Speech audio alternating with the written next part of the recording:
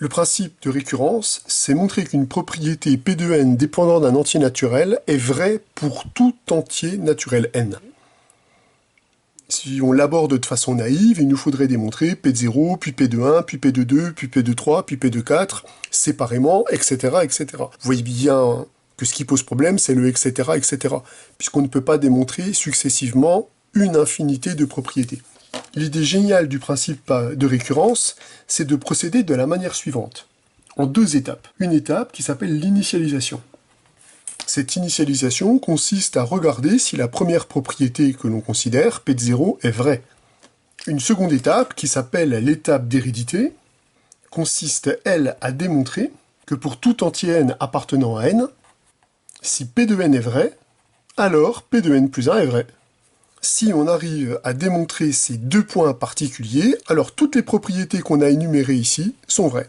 En effet, l'initialisation nous assure que la propriété P de 0 est vraie. La propriété d'hérédité nous assure que pour tout entier naturel n, si P de n est vrai, alors P de n plus 1 est également vrai. Donc je peux appliquer ce procédé lorsque n est égal à 0. Or, étant donné qu'on a validé que P de 0 est vrai, l'hérédité transmet que la propriété P de 1 est également vraie.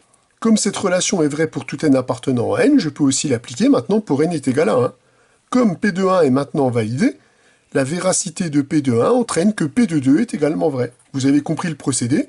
En utilisant cette relation-là pour différentes valeurs de n successives, on récupère et on valide comme ça toutes les propriétés suivantes.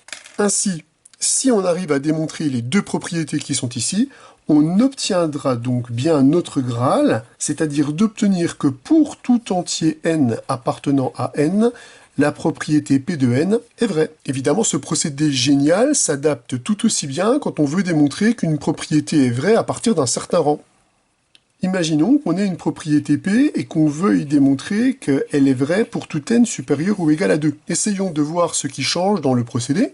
Et on voit que finalement, l'initialisation doit être modifiée. Le point de départ n'est plus le même. Cette fois-ci, pour l'initialisation, nous devons montrer que la propriété P de 2 est vraie. L'hérédité est aussi légèrement impactée, puisque cette fois-ci, il s'agit de transmettre la propriété, mais avec comme point de départ P de 2. Donc, nous devons démontrer que pour tout entier n, mais cette fois-ci supérieur ou égal à 2, si P de n est vrai, alors P de n plus 1 est vrai. On peut alors visualiser que l'initialisation nous donne que P de 2 est vrai, puis cette propriété qui est valable pour n supérieur ou égal à 2 permet de transmettre que P de 3 est vrai, puis que P de 4 est vrai, ainsi que toutes les propriétés qui vont suivre. On obtiendra donc dans ce cas-là, avec cette initialisation et avec cette hérédité, que pour tout entier naturel n supérieur ou égal à 2, la propriété P de n est vraie. Ce type de raisonnement, ça s'appelle raisonner par récurrence simple. Vous verrez cette année des récurrences qui sont un petit peu plus évoluées, où on pourra faire intervenir des prédécesseurs.